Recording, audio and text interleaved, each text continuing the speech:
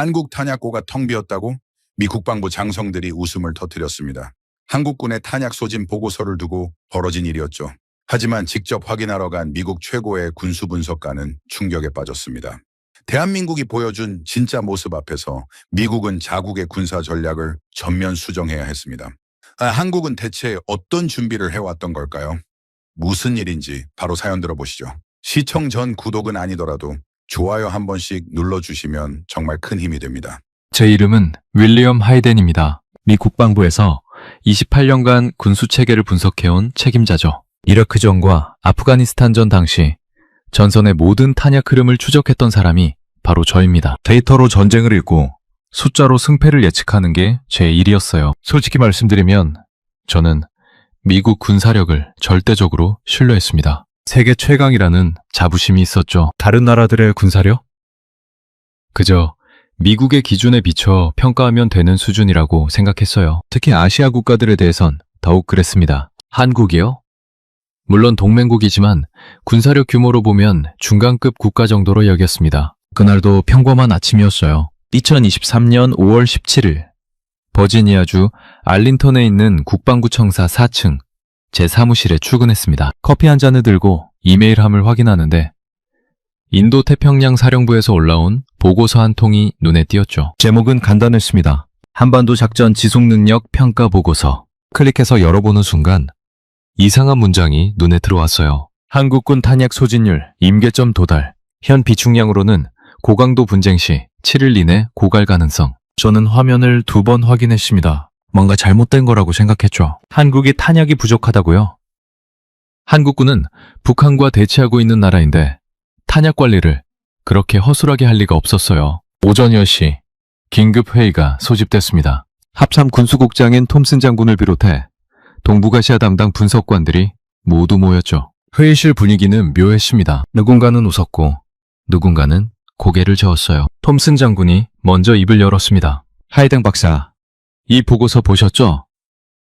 한국이 탄약이 모자라다는데 이게 말이 됩니까? 저는 신중하게 대답했습니다. 장군님, 데이터만 봐서는 이상합니다. 한국은 매년 국방 예산의 상당 부분을 탄약 구매에 쓰고 있거든요. 갑자기 소진율이 임계점에 도달했다는 건 논리적으로 맞지 않습니다. 옆에 있던 한 대령이 비웃듯 말했습니다. 아마 한국군이 우크라이나에 포탄을 너무 많이 보냈나 보죠. 자기들 쓸 것도 없으면서 지원부터 하니까 이런 일이 생기는 겁니다. 회의실에 웃음이 번졌습니다. 하지만 저는 웃을 수가 없었어요. 뭔가 이 보고서에는 우리가 모르는 맥락이 있다는 느낌이 들었거든요. 회의가 끝나고 제 책상으로 돌아왔습니다. 저는 한국군 군수 데이터베이스를 열었어요. 지난 10년간의 탄약 구매 기록, 생산량, 수출입 내역을 모두 꺼냈습니다. 숫자를 들여다보면 진실이 보인다는 게 제 신념이었죠. 그런데 이상했습니다. 한국의 연간 포탄 생산량은 꾸준히 증가하고 있었어요. 수출도 하면서 자국 비축도 늘리고 있었죠. 그런데 왜 갑자기 임계점이라는 표현이 나온 걸까요?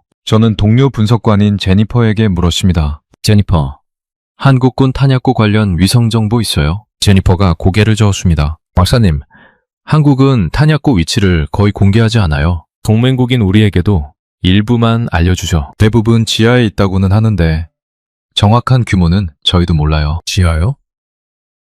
네, 산속 깊이 파놓았다고 합니다. 북한의 장사정포 공격에 대비해서요. 저는 점점 더 궁금해졌습니다. 한국은 대체 얼마나 많은 탄약을 어디에 보관하고 있는 걸까요? 그리고 왜 동맹국인 우리에게조차 정확한 정보를 주지 않는 걸까요? 그날 밤 저는 집에 돌아가서도 계속 그 보고서를 생각했습니다. 침대에 누워서도 임계점 도달이라는 문구가 머릿속에서 떠나지 않았어요. 다음날 아침 저는 결심했습니다. 이 문제를 명확히 해야겠다고요. 보고서를 작성한 인도태평양 사령부 담당자에게 직접 전화를 걸었습니다. 여보세요? 하와이 희검기지 군수부입니까? 저는 국방부 본부의 하이덴 박사입니다. 최근 올라온 한국군 탄약 관련 보고서에 대해 추가 정보가 필요합니다. 전화 너머 담당자의 목소리가 들렸습니다. 아, 박사님, 그 보고서 말씀이시군요. 저희도 정확한 확인이 어려웠습니다. 한국 측에서 제공한 자료가 매우 제한적이었거든요. 제한적이라뇨? 네, 지상시설 일부만 보여주고 지하시설에 대해서는 거의 정보를 주지 않았습니다. 그래서 추정치로 계산할 수밖에 없었어요. 저는 그 말을 듣고 깨달았습니다. 이 보고서는 불완전한 데이터로 만들어진 것이었어요. 한국의 실제 능력을 제대로 반영하지 못한 겁니다. 저는 상관에게 보고했습니다. 장군님, 이 건은 현장 조사가 필요합니다. 한국에 직접 가서 확인해야 합니다. 톰슨 장군이 고개를 끄덕였습니다. 좋아요, 하이덴 박사. 당신이 직접 가세요. 한국군과 협의해서 탄약 시설을 직접 확인하고 오십시오. 바로 그 순간이었습니다. 제28년 군수분석 경력에서 가장 큰 충격을 받게 될 여정이 시작된 거죠. 한국 방문 준비는 신속하게 진행됐습니다. 국방부는 이 문제를 심각하게 받아들였거든요. 만약 동맹국인 한국이 정말로 탄약 부족 상태라면 한반도 유사시 미군의 작전 계획 전체를 수정해야 했으니까요. 저는 일주일 동안 한국군 관련 자료를 샅샅이 뒤졌습니다. 과거 한미연합훈련 보고서, 무기 이전 기록, 합동군수회의록까지 전부 검토했죠. 그런데 이상한 점을 발견했어요. 한국군은 자주포 숫자, 전차 대수, 병력 규모 같은 건 상세히 공개했습니다. 하지만 탄약고 위치와 용량에 관해서는 극도로 조심스러웠어요. 제공된 자료를 보면 전체 그림의 30%도 안 되는 느낌이었습니다. 동료 분석관 마크가 제 사무실로 찾아왔습니다. 하이덴 박사, 한국군 자료 분석해봤는데요. 이거 뭔가 빠진 것 같지 않아요? 저는 화면을 가리키며 말했습니다. 맞아요. 여기 보세요. 한국군 포병여단 화력투사량 데이터는 있는데 정작 그 포탄을 어디서 공급받는지는 안 나와 있어요. 마크가 고개를 끄덕였습니다. 저도 그게 이상했어요. 미군 기준으로 보면 이 정도 화력을 유지하려면 최소 50개 이상의 대형 탄약고가 필요한데 한국군 자료에는 고작 12개 시설만 표시되어 있거든요. 저는 계산기를 두드렸습니다. 한국군이 보유한 K9 자주포는 3,300문이었어요. 이 자주포들이 하루 평균 100발씩만 쏴도 33만 발이 필요했죠. 일주일이면 231만 발입니다. 그런데 한국군 자료에 나온 지상 탄약고 용량을 다 합쳐봐야 50만 발 정도였어요. 이건 말이 안 됐습니다. 이틀치 분량밖에 안 되는 탄약고로 어떻게 전쟁을 준비한다는 걸까요? 저는 한국 측에 추가 자료를 요청했습니다. 주한 미군 사령부를 통해 공식 문서로 보냈죠. 지하 탄약 저장 시설 현황 및 용량 정보 제공 요청. 사흘 후 답변이 왔습니다. 한국 국방부 명의의 공문이었는데 내용은 짧았어요. 미 합중국 국방부 귀하. 요청하신 세부 정보는 작전 보안상 서면으로 제공이 어렵습니다. 현장 방문 시 직접 확인 가능하도록 조치하겠습니다. 저는 이 답변을 보고 확신했습니다. 한국은 뭔가를 숨기고 있다고요. 아니, 숨긴다기보다는 직접 보여주기 전까지는 절대 알려주지 않는다는 느낌이었죠. 출국 전날 저는 백악관 국가안보회의 보고자료를 준비했습니다. 만약 한국의 탄약 상황이 정말 심각하다면 대통령에게까지 보고해야 할 사안이었거든요. 프레젠테이션 슬라이드를 만들면서 저는 가설을 세웠습니다. 첫째, 한국이 우크라이나 지원으로 비축량이 실제로 감소했을 가능성. 둘째, 한국군 자체 소모가 예상보다 많을 가능성. 셋째, 데이터 오류일 가능성. 하지만 그 어떤 가설도 완벽하게 들어맞지 않았어요. 한국은 계속 포탄을 생산하고 있었고 수출도 늘리고 있었거든요. 비축량이 줄어들 이유가 없었습니다. 밤 8하루씩 저는 아내에게 말했습니다. 여보, 이번 출장은 좀 특이할 것 같아요. 아내가 물었습니다. 왜요?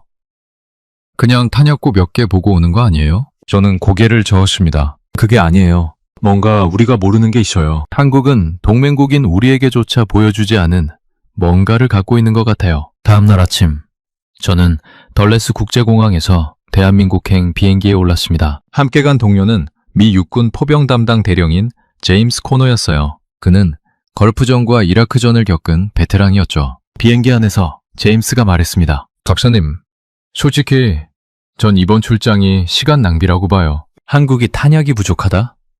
말도 안 되는 소리죠. 그냥 서류상 오류일 겁니다. 저는 창밖을 바라보며 대답했습니다. 저도 그렇게 생각하고 싶어요. 하지만 뭔가 석연찮은 느낌이 들어요. 14시간의 비행 끝에 인천국제공항에 도착했습니다. 2023년 5월 29일 오후 4시였죠. 입국장을 나서는데 한국군 장교 2명이 저희를 기다리고 있었습니다. 하이덴 박사님, 코너 대령님, 환영합니다. 저는 한국군 군수사령부 작전과장 김성훈 대령입니다. 김 대령은 유창한 영어로 인사했어요. 40대 중반으로 보이는 그는 단정한 군복 차림에 날카로운 눈빛을 가지고 있었습니다. 공항을 나서는데 갑자기 한국 기자 몇 명이 다가왔습니다. 카메라를 들이대며 질문을 쏟아냈어요. 박사님, 포방부 실사오로 오신 겁니까? 저는 멈칫했습니다. 포방부? 그게 뭐지? 저는 김대령을 쳐다봤어요. 김대령이 웃으며 설명했습니다. 포병 방어부대의 줄임말입니다. 우리 군에서 탄약과 화력을 첨가하는 부대를 그렇게 부르죠. 국민들 사이에선 그냥 화력부라고도 합니다. 화력부요? 네, 한국 사람들은 포병을 자랑스러워합니다. 전쟁을 겪은 나라니까요. 저는 묘한 느낌을 받았습니다. 화력을 자랑하는 문화라니. 미국도 군사력을 자랑하지만 특정 병과를 국민이 애칭으로 부르진 않거든요. 차를 타고 서울로 이동하면서 저는 창밖 풍경을 바라봤습니다. 산이 많았어요. 도시 주변을 산이 둘러싸고 있었죠. 문득 깨달았습니다. 한국은 국토의 70%가 산악지형이에요. 탄약을 숨기기엔 완벽한 환경이었죠. 저는 김대령에게 물었습니다. 대령님, 내일 일정이 어떻게 되나요? 김대령이 대답했습니다. 우선 경기도에 있는 지상시설 하나를 보여드리겠습니다. 그 다음은 박사님께서 판단하신 후 결정하시죠. 판단이요? 네, 더 보고 싶으신지 말씀해 주시면 됩니다. 저는 그 말투에서 뭔가를 느꼈습니다. 마치 지금 보여줄 건 예고편이고 진짜는 따로 있다 는 뉘앙스였어요. 그날 밤 호텔방에서 저는 노트북을 켰습니다. 한국군 포병력 관련 논문을 다시 읽으면서 정리했죠. K9 자주포 3,300문, 세계 4위 규모, 사거리 40km, 분당 6발 발사 가능. 숫자는 알고 있었습니다. 하지만 그 숫자 뒤에 숨은 진짜 의미는 아직 몰랐죠. 잠들기 전 저는 생각했습니다. 내일이면 뭔가 알게 될 거라고. 하지만 그때 저는 몰랐습니다. 제가 보게 될 것이 제 인생을 완전히 바꿔놓을 거라는 걸요. 다음날 아침 10시 호텔 로비에서 김대령을 만났습니다. 함께 온 코노 대령도 있었죠. 우리는 군용 차량에 올라탔습니다. 오늘 방문하실 곳은 경기도 포천에 있는 제305 탄약고입니다. 지상시설로 비교적 접근이 용이한 곳이죠. 차는 서울을 벗어나 북쪽으로 향했습니다. 3시간쯤 달렸을까요? 산으로 둘러싸인 지역에 도착했어요. 검문소를 2번 통과하고 나서야 탄약고 입구가 보였습니다. 철조망과 경비병들이 지키고 있었어요. 우리는 신분증을 확인받고 헬멧과 방탄복을 착용했습니다. 한국군의 안전 규정이었죠. 탄약고 안으로 들어갔습니다. 콘크리트로 지은 직사각형 건물들이 일렬로 늘어서 있었어요. 각 건물마다 번호가 붙어 있었고 트럭들이 오가며 탄약을 옮기고 있었습니다. 김대령이 설명했습니다. 이곳은 주로 155mm 포탄을 보관합니다. 총 용량은 약 5만 발 정도입니다. 저는 건물 안을 둘러봤습니다. 나무 팔레트 위에 포탄 상자들이 쌓여 있었어요. 있어 정연했지만 규모는 생각보다 작았습니다. 코너 대령이 제게 속삭였습니다. 박사님, 이 정도면 미군 기준으로 한 달도 못 버텨요. 저도 고개를 끄덕였습니다. 5만 발은 K9 자주포 3,300문이 이틀이면 다 쏴버릴 양이었어요. 저는 김대령에게 물었습니다. 대령님, 이런 시설이 전국에 몇 개나 있습니까? 김대령이 잠시 생각하더니 대답했습니다. 공개 가능한 시설은 12개입니다. 공개 가능한 시설이요? 네. 그 말투가 묘했어요. 공개 가능한 시설이 12개라는 건 공개 불가능한 시설도 있다는 뜻이었죠. 우리는 2시간 동안 그곳을 둘러봤습니다. 보관 체계, 출고 절차, 안전 관리 시스템 등을 확인했어요. 모든 게 체계적이었지만 저는 실망감을 감추기 어려웠습니다. 미국으로 돌아가서 보고해야 했어요. 한국의 탄약 비축은 우려할 만한 수준입니다. 라고요. 이 정도 규모로는 고강도 전쟁을 일주일도 버티기 힘들었거든요. 점심시간이었습니다. 우리는 근처 군 식당으로 이동했어요. 한국군 장교 몇 명이 함께했죠. 식사를 하면서 한 젊은 소련이 물었습니다. 박사님, 어떠셨습니까?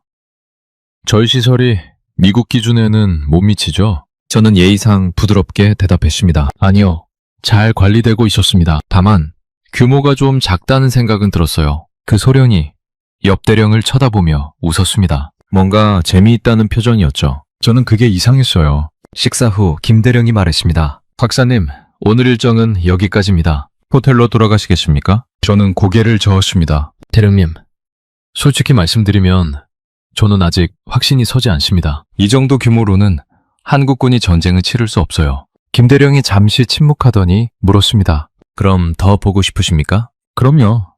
가능하다면 지하시설도 보고 싶습니다. 김대령이 고개를 끄덕였습니다. 알겠습니다. 그럼 일정을 조정하겠습니다. 내일부터는 좀 다른 곳을 보여드리죠. 다른 곳이요? 네, 오늘 보신 건 외곽 지원 시설입니다. 저는 그 말에 귀가 번쩍 뜨였습니다. 외곽? 그럼 중심 시설은 따로 있다는 뜻인가요? 차를 타고 서울로 돌아오면서 코너 대련이 말했습니다. 박사님, 제 생각엔 한국이 우릴 속이는 것 같은데요. 겉으로만 보여주고 진짜는 숨기고 있는 거 아닐까요? 저는 창밖을 보며 대답했습니다. 속인다기보다는 굳이 보여줄 필요가 없다고 생각하는 것 같아요. 우리가 요청하기 전까지는요. 그럼 왜 처음부터 진짜를 안 보여준 거죠? 아마도 시험하는 거겠죠? 우리가 진짜로 알고 싶어 하는지 아니면 그냥 형식적으로 확인하러 온 건지요. 저는 맞는 추측을 한 것 같았습니다. 호텔로 돌아와서 저는 국방부에 중간보고 이메일을 보냈습니다. 1일치차 조사 결과 공개된 지상시설은 예상보다 규모가 작음. 하지만 한국 측에서 추가 시설 방문 가능성 시사, 내일 일정 변경 예정, 지하시설 확인 필요. 밤 10시 김대령에게서 전화가 왔습니다. 박사님, 내일 새벽 6시에 출발합니다. 편한 복장으로 준비해주세요. 그리고 카메라와 휴대전화는 가져오실 수 없습니다. 보안 때문인가요? 네, 내일 가실 곳은 일반적으로 외국인 출입이 금지된 구역입니다. 특별히 국방부 승인을 받았습니다. 전화를 끊고 저는 생각했습니다. 드디어 진짜를 보게 되는구나. 잠들기 전 저는 노트에 적었습니다. 한국은 뭔가를 숨기고 있다. 아니, 숨긴 게 아니라 아직 보여주지 않은 것이다. 내일이면 알게 될 것이다. 창밖으로 서울의 야경이 보였습니다. 빌딩 불빛 너머로 산들이 검은 실루엣을 이루고 있었어요. 저는 문득 깨달았습니다. 저 산들 속에 뭔가가 있다는 걸요. 한국이 70년간 준비해온 무언가가요. 다음 날이 기다려졌습니다. 동시에 두려웠죠. 제가 보게 될 것이 제 모든 생각을 뒤집어 놓을 것 같았거든요. 새벽 5시 30분에 알람이 울렸습니다. 저는 서둘러 준비하고 로비로 내려갔어요. 김대령이 이미 와 있었습니다. 박사님, 준비되셨습니까? 네, 대령님. 그럼 출발하죠. 오늘은 좀 멀리 갑니다. 강원도 지역입니다. 차는 동쪽으로 향했습니다. 해가 떠오르기 시작했어요. 고속도로를 달리면서 저는 풍경을 바라봤습니다. 산이 계속 나타났죠. 한국은 정말 산이 많은 나라였어요. 2시간쯤 달렸을까요? 차가 고속도로를 벗어나 좁은 산길로 접어들었습니다. 포장은 돼 있었지만 급커브가 많았어요. 첫 번째 검문소가 나타났습니다. 헌병들이 차를 세우고 신분증을 확인했어요. 김대련이 서류를 보여주자 통과시켜 주었습니다. 10분 더 가니 두 번째 검문소였습니다. 이번엔 무장한 병사들이 더 많았어요. 차량 하부까지 검사했습니다. 보안이 삼엄하네요. 김대령이 대답했습니다. 이곳은 일반인 출입 금지 구역입니다. 한국군 내부에서도 허가받은 인원만 들어올 수 있죠. 드디어 목적지에 도착했습니다. 거대한 철문이 산 비탈에 붙어 있었어요. 그 옆으로 콘크리트 구조물이 보였습니다. 차에서 내리자 시원한 산바람이 불었습니다. 주변은 숲으로 둘러싸여 있었고 새소리만 들렸어요. 여기가 어디죠? 407빕 지하 탄약고입니다. 1980년대에 건설됐죠. 철문이 천천히 열렸습니다. 안쪽은 터널처럼 어두웠어요. 우리는 헬멧에 랜턴을 달고 안으로 들어갔습니다. 터널은 생각보다 넓었습니다. 트럭 2대가 나란히 지나갈 수 있을 정도였어요. 벽은 화강암을 그대로 드러낸 채였고 천장에는 조명이 줄지어 달려 있었습니다. 50m쯤 걸어 들어가니 공간이 확 넓어졌습니다. 거대한 홀이 나타났죠. 축구장 2개 크기는 됐어요. 저는 입을 다물 수가 없었습니다. 천장 높이가 10m는 넘어 보였고 벽면을 따라 포탄 상자들이 산처럼 쌓여 있었습니다. 이게 다 포탄입니까? 네, 155mm 포탄입니다. 이 구역에만 약 12만 발이 있습니다. 12만 발. 어제 본 지상 탄약고의 2배가 넘는 양이 한 곳에 있었어요. 김대령이 계속 설명했습니다. 이 시설은 총 5개 구역으로 나뉩니다. 지금 보시는 건 첫 번째 구역이고요. 5개요? 네, 각 구역은 방화문으로 분리되어 있습니다. 혹시 한 구역에 화재가 나도 다른 구역은 안전하죠? 우리는 두 번째 구역으로 이동했습니다. 방화문을 지나니 또 다른 거대한 공간이 나타났어요. 여기도 포탄으로 가득했습니다. 코너 대령이 중얼거렸습니다. 맙소사. 이건 미군 기준으로 4개 사단이 쓸 양인데요. 저도 계산을 해봤습니다. 지금까지 본 것만 해도 25만 발은 됐어요. 그런데 아직 3개 구역이 더 남아 있었죠. 세 번째 구역에는 특이한 장치들이 있었습니다. 컨베이어 벨트와 자동 분류 시스템이었어요. 이건 뭡니까? 포탄 자동 출고 시스템입니다. 전시에는 사람 손을 거치지 않고 컨베이어로 바로 트럭에 실을 수 있죠. 시간당 1200발을 처리할 수 있습니다. 저는 충격을 받았습니다. 자동화 시스템? 미군도 대부분의 탄약고에서 수작업으로 포탄을 옮기는데 한국은 이미 자동화를 구현해 놓은 거예요. 네 번째 구역은 더 놀라웠습니다. 여기는 온도와 습도가 철저히 통제되고 있었어요. 디지털 모니터에 실시간 데이터가 표시됐습니다. 온도 14도, 습도 55%로 유지됩니다. 포탄의 수명을 최대한 연장하기 위해서죠. 김대령의 설명을 들으면서 저는 깨달았습니다. 이곳은 단순한 창고가 아니었어요. 최첨단 군수시설이었죠. 5번째 구역에 도착했을 때 저는 완전히 압도당했습니다. 이 구역에는 포탄뿐 아니라 로켓탄과 유도무기들도 보관돼 있었어요. 이 시설 전체에 몇 발이나 있습니까? 김대령이 잠시 생각하더니 대답했습니다. 정확한 수치는 말씀드릴 수 없지만 약 80만 발 정도입니다. 80만 발. 저는 어제 본 5만 발짜리 탄약고를 떠올렸습니다. 그건 빙산의 일각이었던 거예요. 우리는 시설을 나와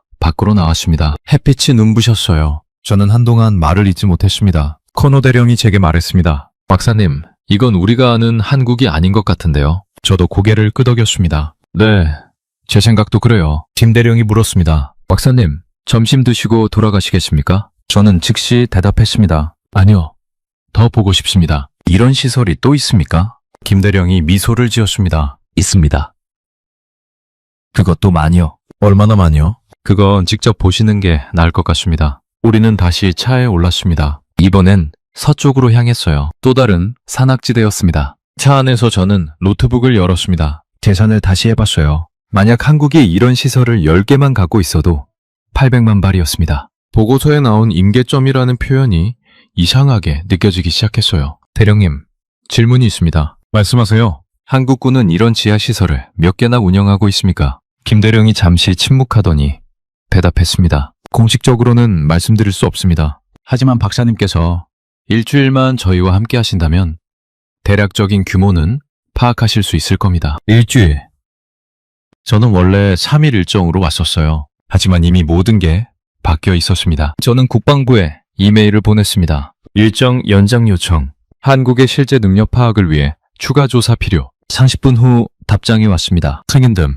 필요한 만큼 시간을 써라. 저는 창밖을 바라봤습니다. 산들이 계속 이어졌어요. 그 산들 속에 대체 얼마나 많은 비밀이 숨겨져 있는 걸까요? 그날 저녁 저는 깨달았습니다. 제가 28년간 믿어온 데이터가 틀렸다는 걸요. 한국은 제가 생각했던 것보다 훨씬 더 강했습니다. 사흘째 되는 날, 저는 이미 4곳의 지하 탄약고를 방문했습니다. 각각의 시설이 첫날 본 것만큼이나 거대했어요. 제 머릿속 계산기는 이미 한계를 넘어서고 있었죠. 그날 아침, 김 대령이 말했습니다. 오늘은 특별한 곳으로 모시겠습니다. 특별한 곳이요? 네, 지금까지 보신 건 사실 중급 규모의 시설들이었습니다. 저는 깜짝 놀랐습니다. 중급 규모라고요? 80만 발씩 보관된 시설이 중급이라뇨. 차는 이번엔 남쪽으로 향했습니다. 경상북도 지역이라고 했어요. 3시간을 달려 도착한 곳은 더욱 깊은 산속이었습니다. 검문을 3번이나 통과했어요. 마지막 검문소에선 지문 인식까지 했습니다. 보안 수준이 전혀 달랐죠. 산 중턱쯤에 차가 멈췄습니다. 하지만 탄약고 입구는 보이지 않았어요. 김 대령이 손으로 가리켰습니다. 저기 보이십니까? 저는 눈을 가늘게 떴습니다. 바위 사이에 회색 철문이 거의 보이지 않게 숨겨져 있었어요. 미장이 완벽했습니다. 저게 입구입니까? 네, 오메가 3호 시설입니다. 철문이 열렸습니다. 안쪽은 완전한 어둠이었어요. 우리는 전동 카트를 타고 들어갔습니다. 터널이 계속 이어졌습니다. 5분, 10분, 15분, 끝없이 들어가는 것 같았어요. 얼마나 깊이 들어간 걸까요? 여기 산 전체가 탄약고입니까? 김대령이 고개를 끄덕였습니다. 비슷합니다. 이 산은 화강암 지대라 안반이 튼튼하죠. 북한의 장사정포로도 뚫을 수 없습니다. 드디어 카트가 멈췄습니다. 우리는 내려서 거대한 방화문 앞에 섰어요. 보안 코드를 입력하자 문이 천천히 열렸습니다. 저는 눈앞의 광경을 믿을 수가 없었습니다. 거대한 공간이었어요. 아니, 공간이라기보다는 지하 도시에 가까웠습니다. 천장은 보이지도 않을 만큼 높았고 사방으로 통로가 뻗어 있었어요. 이게 대체? 오메가 3호는 우리 군 최대 규모 시설 중 하나입니다. 1970년대부터 30년에 걸쳐 건설했죠. 포탄이 산처럼 쌓여 있었습니다. 아니, 정확히는 포탄 상자들이 10m 높이로 쌓여 있었어요. 그게 수백 미터씩 이어졌습니다. 코노 대령이 숨을 헐떡였습니다. 이건 미친 짓이에요. 한 나라가 이런 걸 만들다니. 김 대령이 설명했습니다. 이 시설은 16개 구역으로 나뉩니다. 각 구역이 독립적으로 작동하죠. 온도 조절, 습도 관리, 자동 출고 시스템이 모두 갖춰져 있습니다. 우리는 1시간 동안 이곳저곳을 둘러봤습니다. 돌아다니면서 저는 계속 계산했어요. 한 구역에 약 15만 발, 16개 구역이면 240만 발, 한 시설에 240만 발이요. 대령님, 이런 시설이 또 있습니까? 김 대령이 잠시 망설이더니 대답했습니다. 있습니다. 몇 개나요? 그건 말씀드리기 어렵습니다만 전국에 비슷한 규모의 시설이 여럿 있습니다. 저는 그 순간 깨달았습니다. 한국은 제가 상상했던 것보다 몇 배, 아니 몇십 배나 강한 나라였어요. 점심은 시설 내부 식당에서 먹었습니다. 네, 이 지하 시설 안에 식당이 있었어요. 아니, 식당뿐 아니라 사무실, 숙소, 통신실까지 있었습니다. 전시에는 여기서 근무하는 병력이 한 달 이상밖에 안 나가도 됩니다. 한 젊은 대위가 설명했어요. 저는 점점 더 경악하고 있었습니다. 이건 탄약고가 아니라 지하 요새였어요. 식사 후 김 대령이 물었습니다. 박사님, 한 가지 더 보여드릴 게 있습니다. 시간 괜찮으십니까? 물론입니다. 우리는 시설의 가장 깊은 곳으로 이동했습니다. 여기는 방사능 방호구역이라고 했어요. 왜 방사능 방호가 필요한가요? 북한이 핵무기를 쓸 경우를 대비한 겁니다. 이곳은 핵 폭발에도 견딜 수 있도록 설계됐죠. 저는 할 말을 잃었습니다. 한국은 핵전쟁까지 대비하고 있었던 거예요. 그곳에서 저는 또 다른 사실을 알게 됐습니다. 이 시설이 단순히 포탄만 보관하는 게 아니라는 것을요. 이 구역에는 유도 무기와 정밀 타격 무기들이 있습니다. 탄도 미사일, 순항 미사일, 그리고 우리가 독자 개발한 무기들이죠. 한국이 독자 개발한 무기?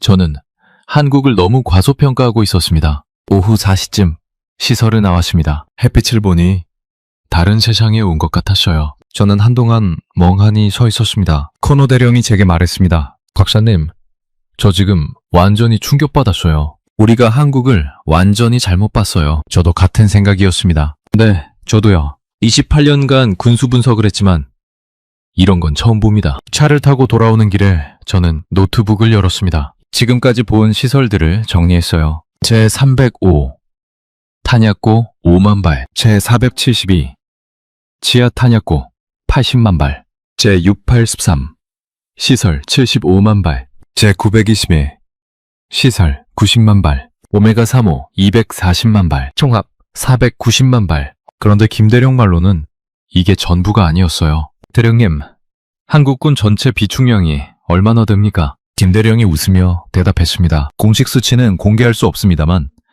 박사님께서 지금까지 보신 건 전체의 일부입니다. 일부.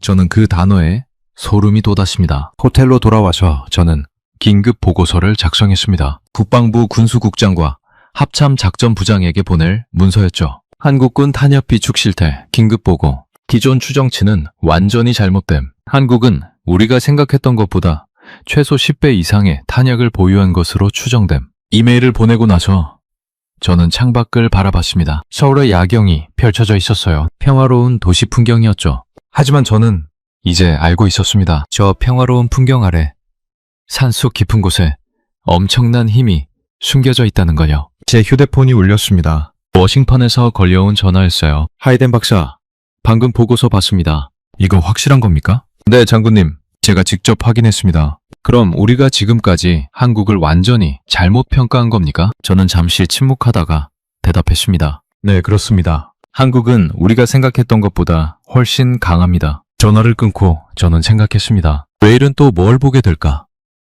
한국은 대체 얼마나 더 많은 비밀을 갖고 있는 걸까? 나흘째 되는 날, 저는 완전히 다른 사람이 돼 있었습니다. 제가 28년간 배우고 분석했던 모든 게 흔들리고 있었어요. 그날 아침, 김대령이 새로운 제안을 했습니다. 박사님, 오늘은 포병 부대를 방문하시겠습니까? 탄약고가 아니라 부대를요? 네, 탄약이 실제로 어떻게 사용되는지 보시는 것도 중요할 것 같아서요. 우리는 경기도 파주에 있는 포병여단으로 향했습니다. 비무장지대와 가까운 곳이었죠. 부대에 도착하자 K9 자주포들이 줄지어 서 있었습니다. 실물을 보니 생각보다 컸어요. 높이가 3m는 넘어 보였습니다. 여단장인 김준장이 우리를 맞이했습니다. 환영합니다, 하이덴 박사님. 저희 부대는 K9 54문을 운용하고 있습니다. 54문이요? 네, 한 개 여단 기준입니다. 전국에는 이런 여단이 여럿 있죠. 저는 계산을 했습니다. K9 자주포 3,300문을 54문으로 나누면 약 61개 여단. 엄청난 숫자였어요. 김 준장이 자주포 한 대로 안내했습니다. 직접 올라가 보시겠습니까? 저는 사다리를 타고 포탑 위로 올라갔습니다. 내부를 보니 복잡한 전자장비들이 가득했어요. 이 자주포는 완전 자동화 시스템입니다. 목표 좌표만 입력하면 자동으로 조준하고 발사하죠. 한 명의 사수가 조정합니다. 한 명이요? 네, 미국 팔라딘 자주포는 4명이 필요하지만 K9은 1명이면 됩니다. 저는 또 한 번 놀랐습니다. 인력 효율성까지 고려한 설계였던 거죠. 포탄 장전 시스템을 보여줬습니다. 자동 장전기가 달려있어서 분당 6발을 발사할 수 있다고 했어요. 6발이면 10분에 60발입니다. 54문이 동시에 쏘면 김 준장이 웃으며 대답했습니다. 10분에 3240발입니다. 저는 숨이 막혔습니다. 한 개 여단이 10분에 3240발, 61개 여단이면 10분에 19만 7,640발. 전국의 K9이 동시에 발사하면 얼마나 됩니까? 10분에 약 20만 발입니다. 하루면 280만 발이 넘죠. 280만 발. 제가 사흘 동안 봤던 탄약고들이 하루면 텅 빌 수 있다는 뜻이었어요. 그제야 저는 깨달았습니다. 임계점 도달이라는 보고서의 의미를요. 한국이 탄약이 부족한 게 아니었어요. 오히려 쏠 수 있는 능력이 너무 강해서 아무리 많은 탄약을 쌓아놔도 금방 소진될 수 있다는 뜻이었던 겁니다. 점심 후 우리는 사격장으로 이동했습니다. 실탄 사격 훈련을 참관한다고 했어요. K9 12문이 일렬로 배치됐습니다. 목표는 15km 떨어진 산악지대였죠. 사격 준비! 지휘관의 명령이 떨어지자 자주포들이 일제히 포신을 들어 올렸습니다. 자동 조준 시스템이 작동하는 소리가 들렸어요. 발사! 굉음이 터졌습니다. 12문이 동시에 불을 뿜었어요. 땅이 흔들렸습니다. 귀를 막았지만 소리가 온몸을 관통했죠. 포탄이 날아가는 소리가 들렸습니다. 휘익 하는 소리가 점점 멀어졌어요. 15초 후 멀리서 폭발음이 들렸습니다. 목표 지점에 연기가 피어올랐어요. 재장전 완료. 2차 발사 준비! 놀라운 건 속도였습니다. 10초도 안 돼서 재장전이 끝났어요. 다시 발사 명령이 떨어졌습니다. 두 번째 굉음, 세 번째 굉음. 5분 동안 6번의 일제 사격이 이루어졌습니다. 코너 대령이 제게 소리쳤습니다. 박사님, 저거 보세요. 저 속도 미쳤어요. 저도 같은 생각이었습니다. 미군 팔라딘 자주포는 분당 4발이 한계예요. 그런데 K9은 실제로 분당 6발을 쏘고 있었습니다. 사격이 끝나고 목표 지점을 확인하러 갔습니다. 산비탈 전체가 폭격을 당한 것처럼 변해 있었어요. 5분 동안 360발의 포탄이 쏟아진 결과였죠. 김 준장이 설명했습니다. 전시에는 이런 여단들이 동시에 작전을 수행합니다. 적의 주요 시설을 순식간에 무력화시키죠. 저는 상상했습니다. 60여 개 여단이 동시에 이런 화력을 퍼부으면 어떻게 될까? 지형이 바뀔 겁니다. 저녁에 부대 식당에서 식사를 했습니다. 젊은 포병들과 함께 앉았어요. 한 병장이 물었습니다. 박사님, 미국 포병도 절만큼 빠릅니까? 저는 솔직하게 대답했습니다. 아니요. 미군은 K9만큼 빠르지 않습니다. 그럼 저희가 더 강한 건가요? 저는 잠시 생각했습니다. 어떻게 대답해야 할까? 화력 투사 속도로만 보면 한국 포병이 세계 최강입니다. 병장이 자랑스러운 표정을 지었습니다. 감사합니다. 저희는 포방부니까요. 포방부, 그 단어가 이제는 이해됐습니다. 한국 사람들이 포병을 자랑스러워하는 이유를요. 식사 후 김 준장이 저를 작전실로 안내했습니다. 벽에는 한반도 지도가 걸려 있었고 빨간색 점들이 표시돼 있었어요. 저 점들이 뭡니까? 북한의 장사정포 위치입니다. 우리는 저 모든 걸 추적하고 있죠. 전부요? 네, 유사시 30분 내에 무력화시킬 수 있습니다. 40분. 저는 그 말이 과장이 아니라는 걸 알고 있었습니다. 제가 직접 본 화력이었으니까요. 호텔로 돌아오는 차 안에서 저는 김 대령에게 물었습니다. 대령님, 한국은 왜 이 능력을 숨겨왔습니까? 김 대령이 잠시 생각하더니 대답했습니다. 숨긴 게 아닙니다. 그냥 굳이 보여줄 필요가 없었던 거죠. 왜요? 우리의 적은 북한입니다. 북한이 우리 능력을 정확히 알면 전쟁을 포기할 겁니다. 하지만 막연히 두려워하게 만드는 게 더 효과적이죠. 그래서 일부만 공개하고 나머지는 숨깁니다. 저는 그제야 이해했습니다. 한국의 전략이요. 그럼 미국에게도 전부 보여주지 않은 건가요? 필요할 때만 보여줍니다. 오늘 박사님께 보여드린 것처럼요. 저는 창밖을 바라봤습니다. 어둠 속에서 산들의 윤곽이 보였어요. 저 산 속에 얼마나 많은 힘이 숨겨져 있는지 이제는 알고 있었습니다. 그날 밤 저는 보고서를 수정했습니다. 한국군 화력평가 보고서 2차 수정본. 한국은 세계 최고 수준의 화력 투사 능력을 보유. 탄약 소진율이 높은 이유는 부족이 아니라 과도한 화력 능력 때문. 기존 평가 전면 재검토 필요. 닷새째 되는 날 김대령이 특별한 제안을 했습니다. 박사님, 오늘은 군수사령부 본부로 모시겠습니다. 전체적인 시스템을 설명드리고 싶어서요. 대전에 있는 군수사령부는 생각보다 현대적이었습니다. 고층 건물 안에 최첨단 통제실이 있었어요. 군수수사령관인 이 중장이 직접 우리를 맞이했습니다. 하이덴 박사님, 멀리서 오셨습니다. 저희 시스템에 대해 설명드리죠. 통제실에 들어가니 거대한 스크린이 벽면 전체를 차지하고 있었습니다. 한반도 지도가 표시되어 있었고 수많은 점들이 깜빡이고 있었어요. 저 점들이 뭡니까? 우리 군의 모든 탄약고와 포병 부대 위치입니다. 실시간으로 연결돼 있죠. 이 중장이 키보드를 조작하자 화면이 바뀌었습니다. 각 탄약고의 재고량이 숫자로 표시됐어요. 우리는 모든 탄약의 위치와 수량을 실시간으로 파악합니다. 어느 부대에 얼마나 필요한지도 즉시 계산하죠. 이게 자동으로 됩니까? 네. 인공지능 시스템이 관리합니다. 전시에 어느 부대가 탄약이 부족하면 가장 가까운 탄약고에서 자동으로 배정됩니다. 저는 충격을 받았습니다. 미군도 이런 시스템은 없었어요. 아직도 많은 부분이 수작업으로 이루어지고 있었거든요. 이 중장이 계속 설명했습니다. 우리의 가장 큰 강점은 분산 저장입니다. 탄약을 한 곳에 모아두지 않고 전국에 흩어놓죠. 화면에 40여 개의 빨간 점이 표시됐습니다. 저게 주요 지하 탄약고들입니다. 각각 독립적으로 운영되죠. 40개요?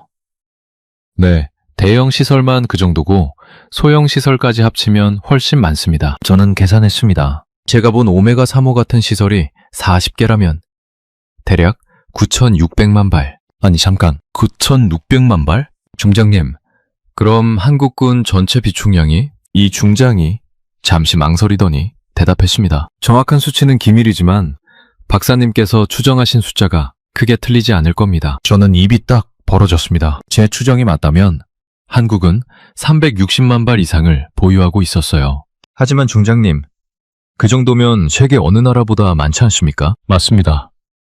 우리는 미국 다음으로 많은 포탄을 보유하고 있죠. 어쩌면 미국보다 많을 수도 있습니다. 저는 그 말을 믿기 어려웠습니다. 미국보다요? 미국은 전 세계에 흩어져 있습니다. 유럽, 중동, 아시아예요. 하지만 우리는 한반도에 집중돼 있죠. 밀도로 치면 우리가 압도적입니다. 코노 대령이 끼어들었습니다. 하지만 중장님, 왜 이렇게 많이 쏴두십니까?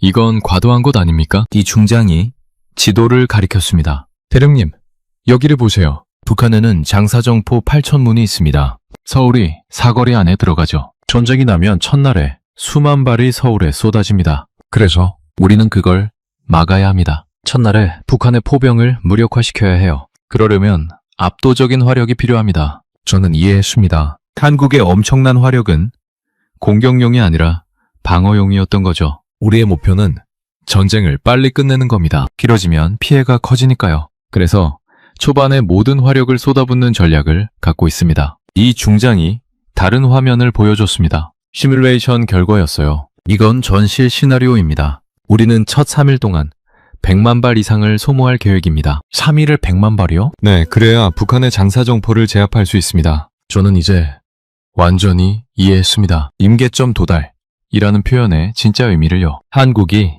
탄약이 부족한 게 아니었어요. 오히려 전쟁 계획 자체가 엄청난 소모를 전제로 한 거였죠. 1,160만 발도 충분하지 않을 수 있었던 겁니다. 중장님, 그럼 한국은 계속 탄약을 늘릴 계획입니까? 물론입니다. 우리는 매년 생산량을 늘리고 있어요. 목표는 500만 발입니다. 500만 달. 저는 그 숫자가 주는 무게감을 느꼈습니다. 점심은 군수사령부 식당에서 먹었습니다. 이 중장과 함께 앉았어요. 박사님, 솔직히 말씀드리면 우리도 고민이 많습니다. 무슨 고민이십니까? 탄약을 이렇게 많이 쌓아두면 유지비가 엄청납니다. 온도 관리, 습도 관리, 정기 점검에 매년 수천억 원이 들어가죠. 그럼 왜 계속 늘리십니까? 이 중장이 잠시 침묵하다가 대답했습니다. 우리는 선택의 여지가 없습니다. 북한과 대치하고 있으니까요. 만약 탄약이 부족해서 전쟁에 치면 나라가 없어집니다. 저는 그 말에 숙연해졌습니다. 한국의 입장에서 보면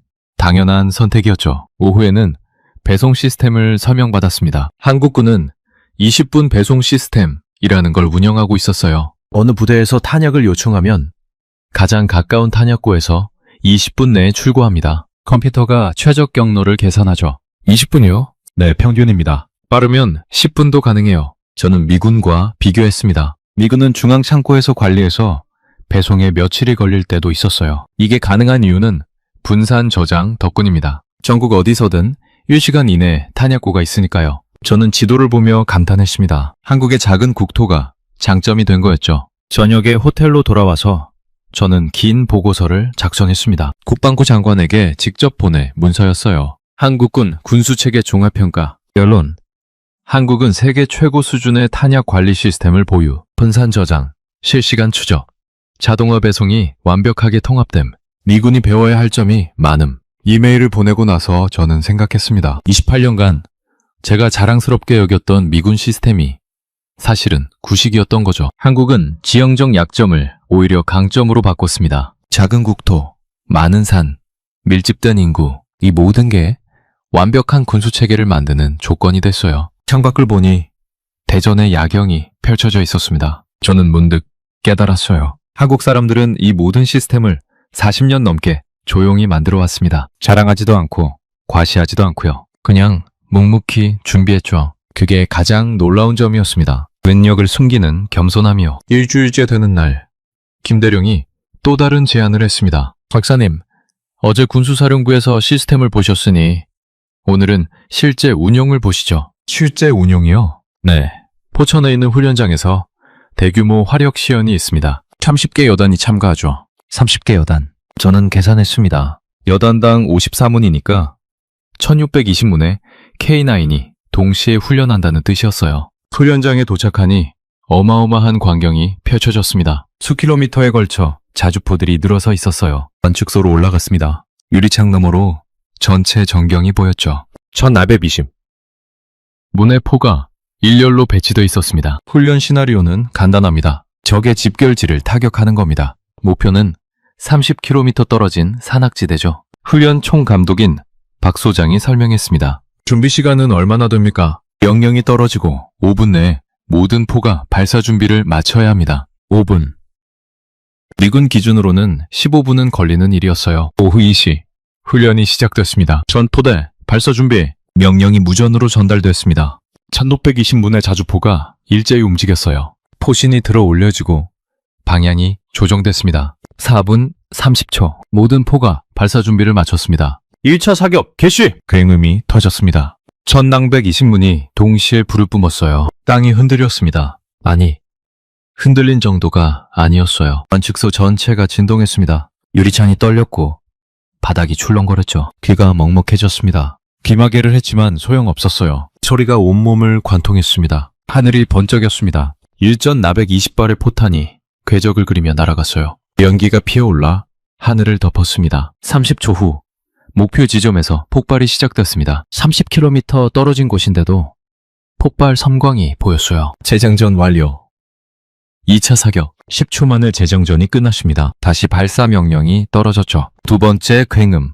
땅이 다시 흔들렸습니다. 코너 대령이 제 팔을 잡았습니다. 그의 얼굴이 창백했어요. 박사님, 이건 미친 짓이에요. 저도 같은 생각이었습니다. 이건 훈련이 아니었어요. 재앙이었죠. 5분 동안 6차례 발사가 이루어졌습니다. 총 9,720발의 포탄이 목표를 강타했어요. 사격이 끝나고 정적이 찾아왔습니다. 귀가 윙윙 울렸어요. 한동안 아무 말도 할 수 없었습니다. 박 소장이 물었습니다. 어떠셨습니까? 저는 간신히 입을 열었습니다. 소장님, 이건 제가 평생 본 것 중 가장 강력한 화력입니다. 감사합니다. 그런데 박사님, 오늘은 30개 여단만 참가했습니다. 네, 알고 있습니다. 우리는 61개 여단이 있습니다. 전시에는 오늘의 2배 화력이 나옵니다. 2배. 저는 상상할 수가 없었습니다. 점심은 야전 식당에서 먹었습니다. 훈련에 참가한 장교들과 함께 앉았어요. 한 중령이 말했습니다. 박사님, 우리 훈련이 과한 것 같습니까?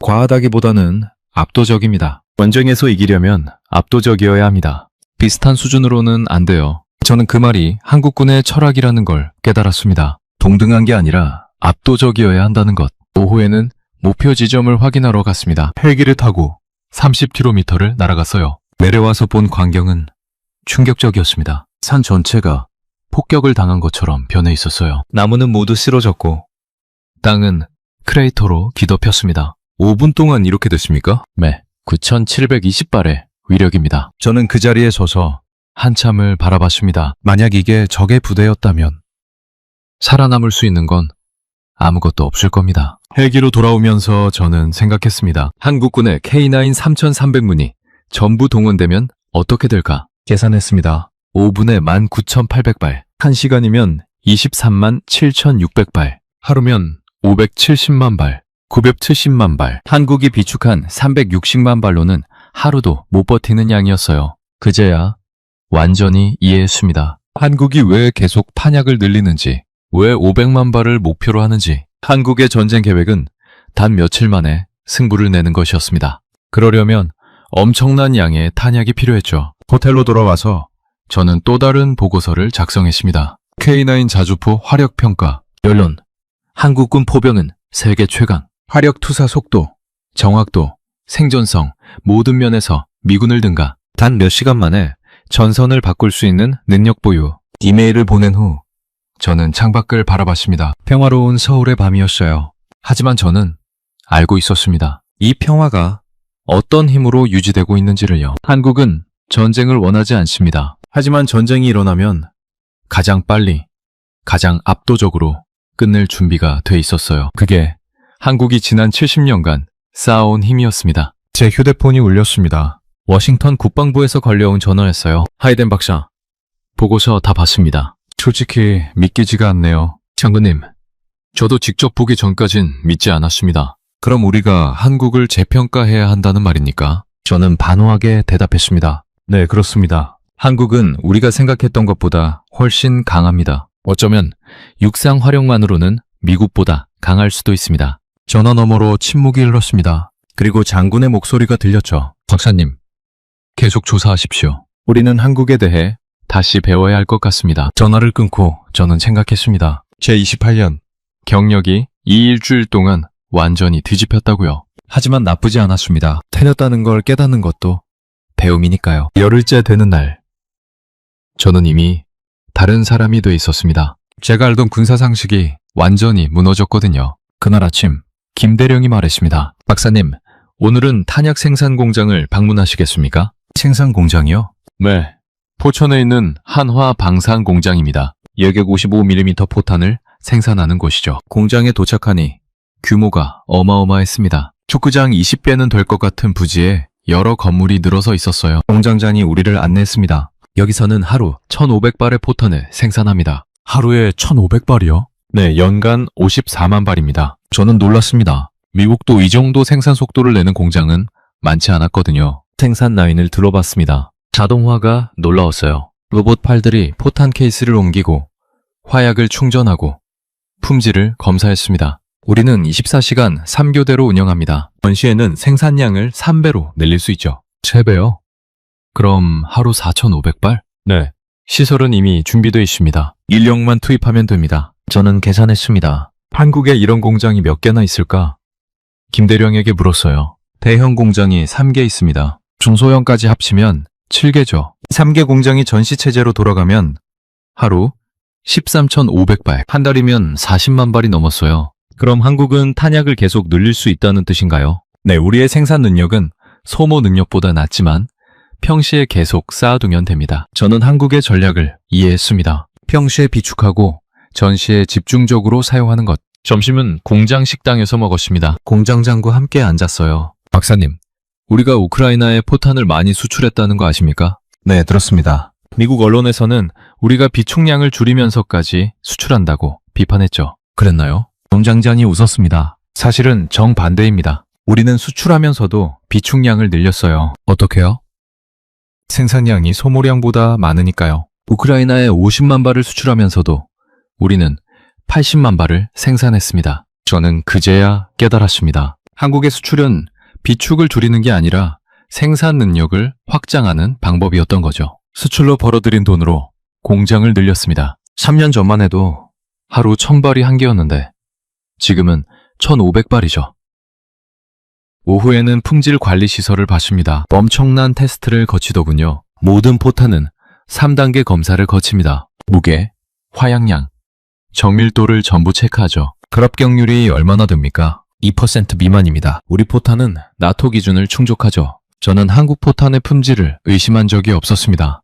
하지만 직접 확인하니 더 확신이 들었어요. 공장을 나오면서 공장장이 말했습니다. 박사님, 우리는 앞으로 생산량을 더 늘릴 계획입니다. 5년 내에 하루 2000발 체제로 갑니다. 왜 계속 늘리십니까? 수요가 있으니까요. 미국, 폴란드, 에스토니아가 모두 우리 포탄을 원합니다. 그리고 우리 자체 수요도 늘고 있죠. 차를 타고 돌아오면서 저는 노트에 정리했습니다. 한국 포탄 생산 능력 연간 197만 발 이상, 전시 체제 시 590만 발 가능, 품질은 나토 기준 충족, 생산 능력 지속 확대 중. 저는 문득 깨달았습니다. 한국이 탄약 부족이라는 보고서가 얼마나 잘못됐는지를요. 한국은 부족한 게 아니었어요. 오히려 세계 3위 안에 드는 탄약 생산국이었습니다. 호텔로 돌아와서 저는 동료들과 화상회의를 했습니다. 워싱턴의 분석관 5명이 참석했어요. 하이덴 박사, 보고서 다 봤습니다. 솔직히 믿기지 않네요. 저도 처음엔 그랬습니다. 하지만 전부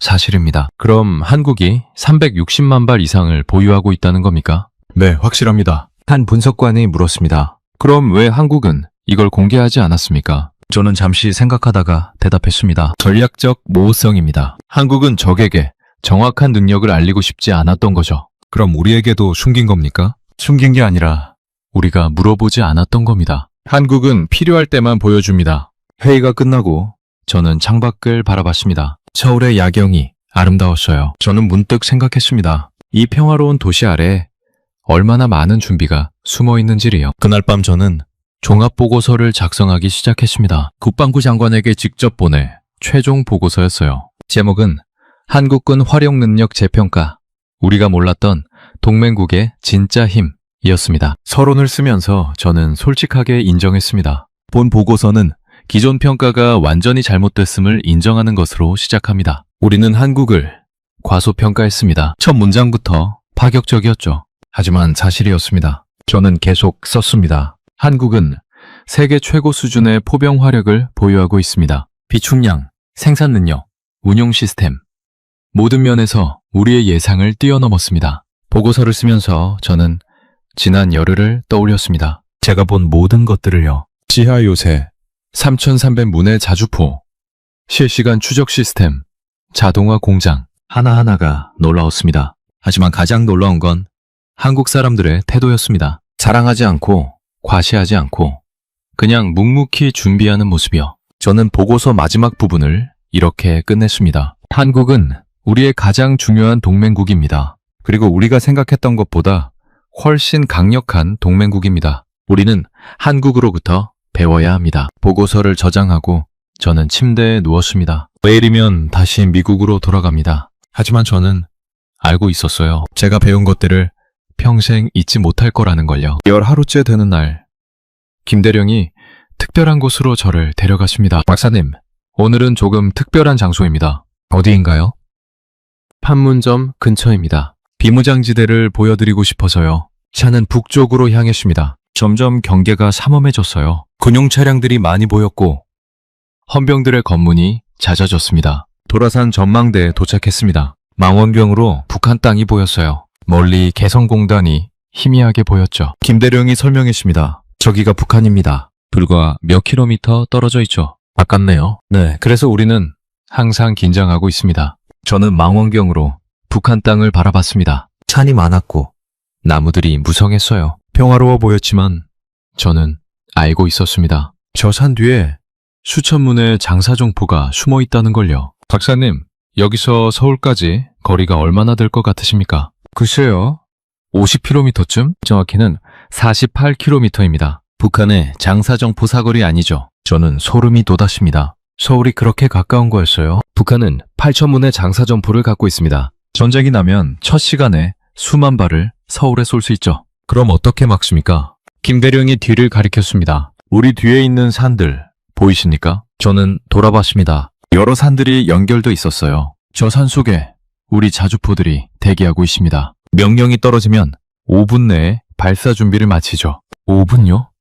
네, 북한보다 먼저 쏘는 겁니다. 선제 타격으로 그들의 장사정포를 무력화시키죠. 저는 한국의 전략을 이해했습니다. 방어가 아니라 선제 공격이었어요. 박사님, 이게 우리가 K9 3300문을 배치한 이유입니다. 숫자로 압도해야 하거든요. 우리는 군사시설로 이동했습니다. 비밀 장소라고 했어요. 지하 벙커였습니다. 벙커 안에는 거대한 스크린이 있었어요. 북한 전역의 지도가 표시되어 있었고 빨간 점들이 가득했습니다. 저게 뭡니까? 북한의 모든 군사시설입니다. 우리는 실시간으로 추적하죠. 저는 놀랐습니다. 8,000개가 넘는 점들이 표시되어 있었어요. 전쟁이 나면 우리는 첫 3시간 내에 저 모든 시설을 타격합니다. 3시간에요? 네.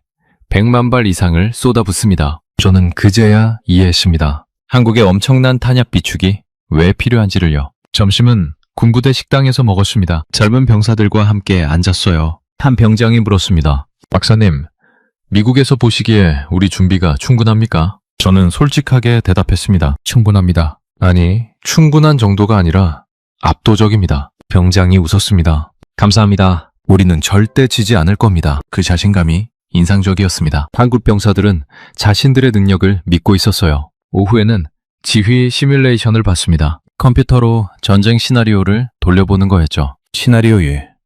북한의 전면 공격. 우리의 대응은 화면에 시뮬레이션이 시작됐습니다. 북한군이 남하하고 한국군이 대응했어요. 결과는 명확했습니다. 3일 만에 북한군의 주요 전력이 무력화됐어요. 이게 현실적인 시나리오입니까? 지휘관이 대답했습니다. 네, 우리는 매년 이런 시뮬레이션을 수백 번 돌립니다. 결과는 항상 비슷해요. 왜 3일입니까? 우리의 화력이 그 정도면 충분하기 때문입니다. 저는 다른 시나리오도 봤습니다. 시나리오 2, 3, 4.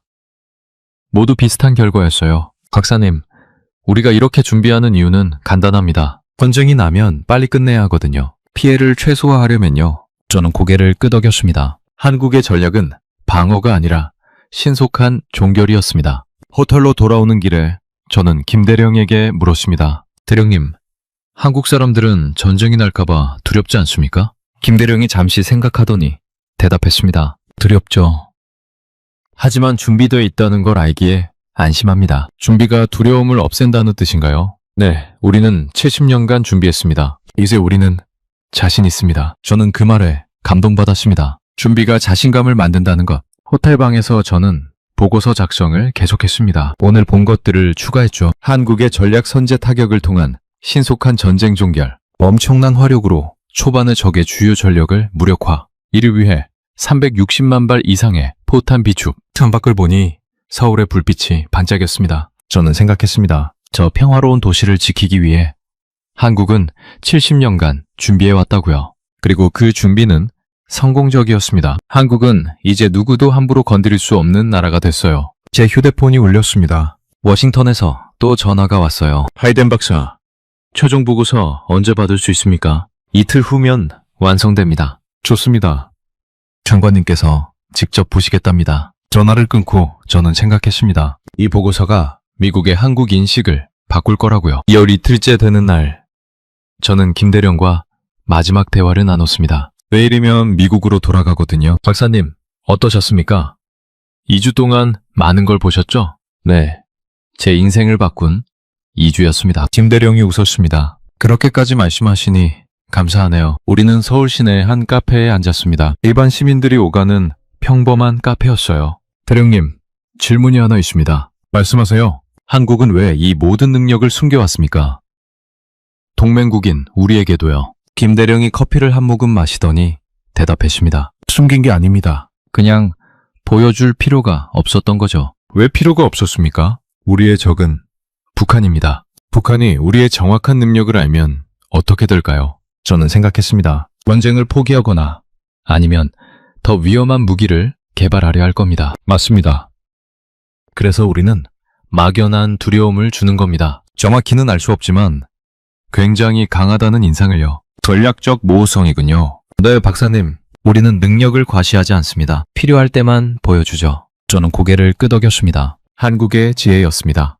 그리고 박사님, 솔직히 말씀드리면 우리도 미국의 반응이 궁금했습니다. 무슨 뜻입니까? 미국이 우리의 능력을 알고 어떻게 반응할지요? 놀랄지, 두려워할지, 아니면 존중할지. 저는 잠시 침묵했습니다. 그리고 솔직하게 대답했어요. 저는 놀랬고 존경하게 됐습니다. 김대령이 만족스러운 표정을 지었습니다. 다행입니다. 우리가 원한 반응이거든요. 우리는 1시간 동안 이야기를 나눴습니다. 한국의 역사, 전쟁의 상처, 그리고 평화를 향한 열망에 대해서요. 박사님, 우리는 전쟁을 원하지 않습니다. 70년 전 전쟁의 고통을 잊지 못했거든요. 알고 있습니다. 하지만 또 당하지 않으려면 강해야 합니다. 그래서 우리는 준비했죠. 저는 그 말에 깊이 공감했습니다. 평화를 원하지만 전쟁을 준비하는 것, 그게 한국의 철학이었습니다. 오후에는 국방부를 방문했습니다. 최종 브리핑을 받기 위해서였죠. 국방부 차관이 직접 나왔습니다. 하이덴 박사님, 그동안 수고 많으셨습니다. 감사합니다. 우리의 시설을 보시고 어떠셨습니까? 저는 솔직하게 말했습니다. 충격적이었습니다. 솔직히 이 정도일 줄 몰랐어요. 차관이 웃었습니다. 우리도 보여드리면서 즐거웠습니다. 미국의 반응이 궁금했거든요. 제 보고서는 매우 긍정적일 겁니다. 감사합니다. 한미 동맹이 더욱 강화되기를 바랍니다. 브리핑이 끝나고 차관이 개인적으로 말했습니다. 박사님, 하나만 부탁드리겠습니다. 말씀하세요. 우리의 능력을 보고하실 때 너무 자세히 쓰지는 마세요. 왜 그러십니까? 우리는 여전히 전략적 모호성을 유지하고 싶습니다. 미국 국방부가 알면 되지.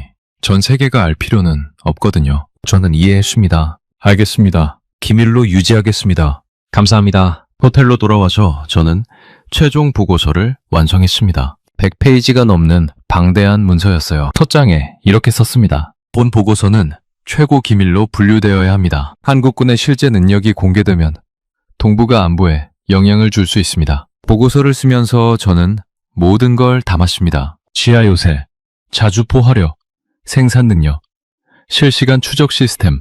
하지만 구체적인 위치나 정확한 숫자는 빼놨습니다. 한국 정부의 요청을 존중했어요. 언론 부근을 이렇게 마무리했습니다. 한국은 우리가 생각했던 것보다 훨씬 강력한 동맹국입니다. 우리는 한국을 재평가해야 하며 더욱 긴밀한 협력이 필요합니다. 한국 없이 인도태평양 전략은 불가능합니다. 보고서를 저장하고 저는 창밖을 바라봤습니다. 서울의 마지막 밤이었어요. 저는 이 도시를 다시 보게 됐습니다. 2주 전의 저와는 완전히 다른 시각으로요. 이 평화로운 도시 아래 얼마나 많은 힘이 숨어 있는지, 그리고 그 힘이 얼마나 지혜롭게 관리되고 있는지. 다음날 아침, 공항으로 가는 차 안에서 김대령이 말했습니다. 박사님, 다시 오세요. 꼭 그러겠습니다. 다음에는 더 많은 걸 보여드리겠습니다. 저는 웃었습니다. 더 있습니까? 물론입니다. 우리는 아직 다 보여드리지 않았어요. 저는 놀라면서도 납득했습니다. 한국은 여전히 비밀을 갖고 있었던 거죠. 공항에서 김대령과 악수했습니다.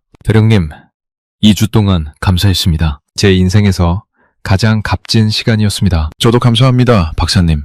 미국에 가서 잘 전해주세요. 한국은 믿을 만한 동맹이라고요. 꼭 그러겠습니다. 비행기에 올라 창밖을 보니 서울이 점점 작아졌습니다. 저는 생각했습니다. 28년간 군수 분석을 했지만 이번만큼 많이 배운 적은 없었다고요. 그리고 깨달았습니다. 세상에는 아직도 제가 모르는 게 많다는 것을요. 워싱턴으로 돌아온 저는 바로 국방부로 향했습니다. 제 보고서가 이미 고위급에 배포됐더군요. 다음날 아침 긴급회의가 소집되었습니다. 장관, 합참의장, 각 군 참모총장이 모두 모였어요. 저도 참석했죠. 회의실 분위기가 무거웠습니다. 모두 제 보고서를 읽은 듯 했어요. 국방장관이 먼저 입을 열었습니다. 하이든 박사, 이 보고서 내용이 전부 사실입니까? 네, 장관님. 제가 직접 확인한 내용입니다. 460만 발 이상의 포탄을 보유하고 있다고요? 네, 최소한 그 정도입니다. 합참의장이 물었습니다. 그럼 우리가 지금까지 한국을 완전히 잘못 평가한 겁니까? 저는 고개를 끄덕였습니다. 네, 그렇습니다. 우리의 데이터는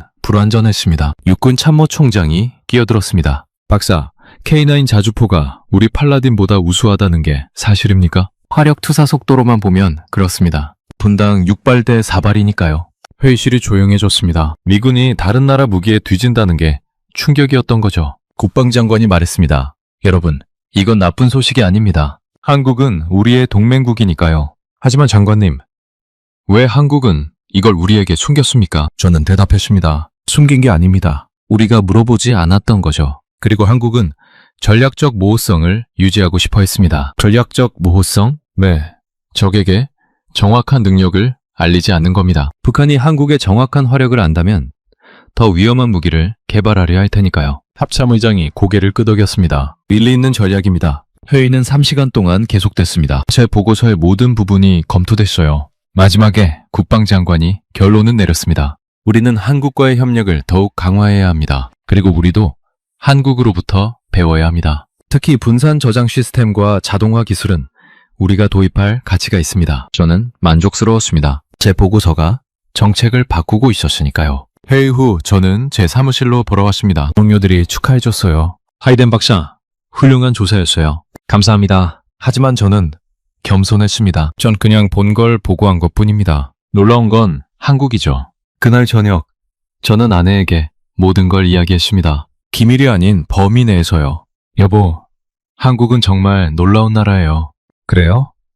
어떤 점이요? 그들은 70년간 조용히 준비했어요. 자랑하지도 않고 과시하지도 않고요. 그게 인상적이었구나. 네, 미국이라면 진작 자랑했을 텐데 한국은 필요할 때만 보여줬어요. 아내가 웃었습니다. 당신도 겸손을 배운 것 같네요. 저는 고개를 끄덕였습니다. 네, 배웠어요. 능력은 있지만 겸손한 것, 그게 진짜 힘이더군요. 다음 주 저는 의회에서 브리핑을 했습니다. 상원 군사위원회였어요. 상원 의원들 앞에서 저는 발표했습니다. 한국은 우리의 가장 중요한 동맹국 중 하나입니다. 그리고 우리가 생각했던 것보다 훨씬 강합니다. 한 의원이 물었습니다. 박사님, 그럼 우리가 한국에 더 많은 지원을 해야 한다는 뜻입니까? 아닙니다. 오히려 한국으로부터 배워야 합니다. 그들의 효율성, 자동화, 분산 시스템이요. 한국이 우리보다 앞선다는 말입니까? 저는 신중하게 대답했습니다. 특정 분야에서는 그렇습니다. 포병 화력과 탄약 관리에서는 한국이 세계 최고입니다. 브리핑 후 여러 의원들이 제게 다가왔습니다. 박사님,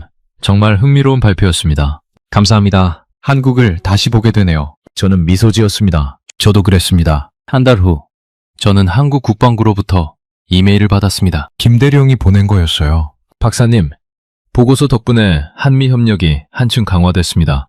감사합니다. 내년에 다시 방문하시면 더 많은 걸 보여드리겠습니다. 저는 답장을 보냈습니다. 꼭 다시 방문하겠습니다. 그때는 더 열린 마음으로 가겠습니다. 그날 저녁, 저는 창밖을 바라보며 생각했습니다. 세상에는 아직도 우리가 모르는 게 많다고요.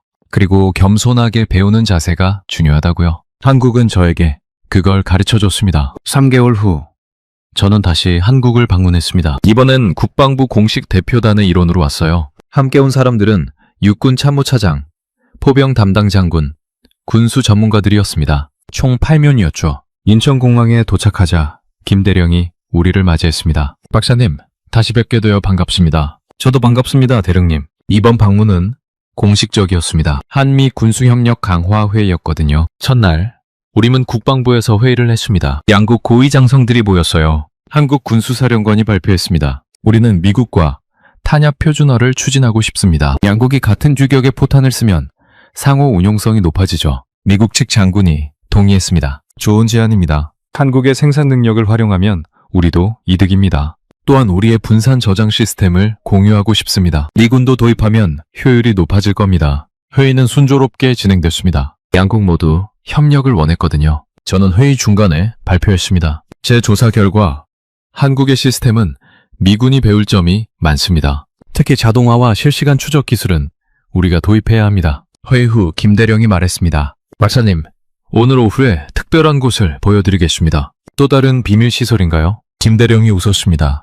비슷합니다. 하지만 이번엔 더 특별하죠. 우리는 충청도의 한 산악지대로 향했습니다. 3시간을 달려 도착한 곳은 민간인 출입 절대 금지 구역이었어요. 여기가 어디죠? 오메가 1호 시설입니다. 우리의 가장 큰 탄약고죠. 오메가 1호. 저는 전에 봤던 오메가 3호를 떠올렸습니다. 그것도 엄청났는데 1호는 얼마나 클까요? 입구로 들어가자 끝없는 터널이 이어졌습니다. 전동 카트를 타고 20분을 들어갔어요. 드디어 도착했습니다. 문이 열리자 저는 숨을 멈췄습니다. 거대했습니다. 오메가 3호보다 훨씬 컸어요. 천장이 보이지도 않았습니다. 이 시설은 한국군 최대 규모입니다. 총 24개 구역으로 나뉘고 용량은 400만 발입니다. 400만 발. 한 시설에 400만 발이라고요? 미국 측 장군들이 모두 놀라워했습니다. 이건 믿을 수 없어요. 김대령이 설명했습니다. 이 시설은 1975년부터 건설을 시작해서 40년이 걸렸습니다. 산 전체를 파낸 거죠.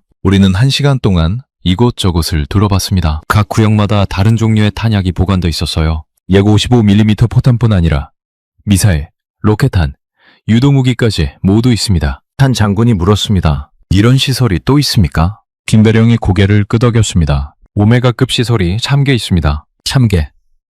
그럼 한국은 1200만 발 이상을 보유하고 있다는 뜻이었어요? 저는 제 이전 보고서를 수정해야겠다고 생각했습니다. 저녁에 숙소로 돌아와서 미국 측 대표들이 모였습니다. 육군 참모차장이 말했습니다. 여러분, 우리는 한국을 완전히 재평가해야 합니다. 모두 동의했습니다. 한국은 우리가 생각했던 중급 동맹국이 아닙니다. 최상급 군사 강국입니다. 저는 덧붙였습니다. 특히 육상 화력에서는 세계 최강일 수 있습니다. 박사님, 그럼 미국보다 강하다는 말입니까? 저는 신중하게 대답했습니다. 전체 군사력으로는 아닙니다. 하지만 포병과 탄약 분야에서는 한국이 우위입니다. 회의실이 조용해졌습니다. 미국이 특정 분야에서 빚진다는 게 충격이었던 거죠. 하지만 참모차장이 긍정적으로 말했습니다. 이건 좋은 소식입니다. 한국이 강하면 우리 동맹도 강해지는 거니까요. 모두 고개를 끄덕였습니다. 다음날 우리는 K9 자주포 생산 공장을 방문했습니다. 현대로템 공장이었어요. 생산 라인을 보면서 미국 측 장군들이 감탄했습니다. 자동화가 완벽하네요. 우리는 연간 100대를 생산합니다. 전시에는 200대까지 가능하죠. 한 장군이 물었습니다. 미국에 수출할 수 있습니까? 물론입니다. 폴란드에는 이미 수출했죠. 가격은 얼마입니까? 배당 약 300만 달러입니다. 미국 팔라딘보다 저렴했습니다. 성능도 좋고 가격도 저렴하니 경쟁력이 있었죠. 점심은 공장 식당에서 먹었습니다. 한국 엔지니어들과 대화를 나눴어요. 한 엔지니어가 말했습니다. 우리는 K9을 계속 개선하고 있습니다. 차세대 모델은 사거리가 50km까지 늘어날 겁니다. 50km요? 네, 로켓 추진 포탄을 쓰면 가능합니다. 미국 측 모두 놀라워했습니다. 한국의 기술력이 이미 세계 최고 수준이었던 거죠. 호텔로 돌아와서 저는 보고서를 작성했습니다. 한국 재방문 보고서. 결론.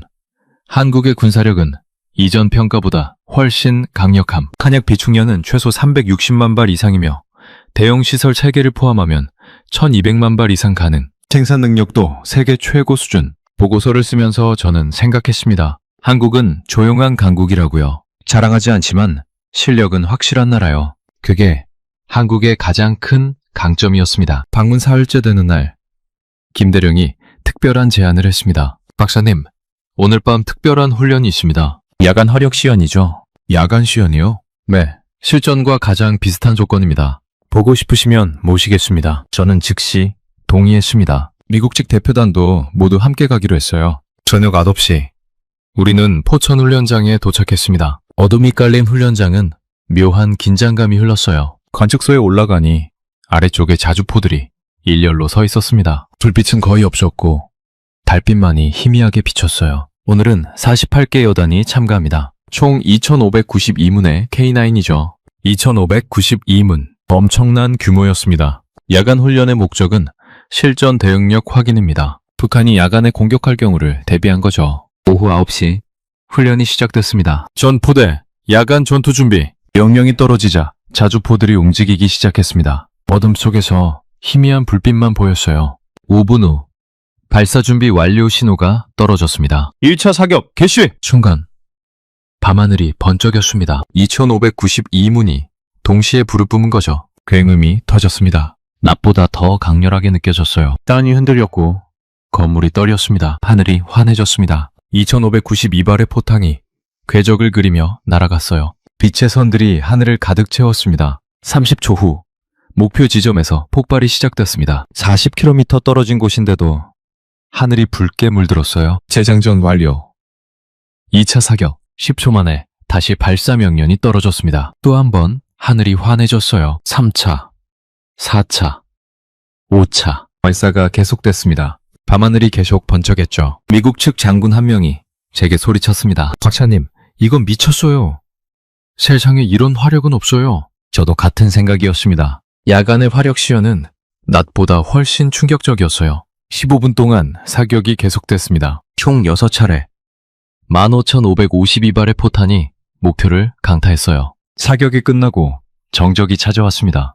귀가 먹먹했고 심장이 빠르게 뛰었습니다. 김대령이 말했습니다. 어떠셨습니까? 미국 측 육군 참모차장이 대답했습니다. 이건 제가 평생 본 것 중 가장 강력한 화력입니다. 그것도 야간에요. 감사합니다. 우리는 야간 전투에 특화되어 있습니다. 북한이 야간에 기습할 가능성이 높거든요. 우리는 목표 지점을 확인하러 갔습니다. 새벽 10시쯤 헬기를 타고 날아갔어요. 도착해서 본 광경은 충격적이었습니다. 40km 떨어진 산악지대가 완전히 파괴되어 있었어요. 불이 여기저기서 타고 있었고 나무들은 모두 쓰러져 있었습니다. 땅은 크레이터로 뒤덮였죠. 15분 동안 이렇게 됐습니까? 네, 15,552발의 위력입니다. 한 장군이 중얼거렸습니다. 만약 이게 적의 부대였다면 아무것도 살아남지 못했을 겁니다. 저는 고개를 끄덕였습니다. 한국의 화력은 상상을 초월했어요. 새벽 3시에 숙소로 돌아왔습니다. 모두 피곤했지만 잠이 오지 않았어요. 미국 측 대표들이 모여서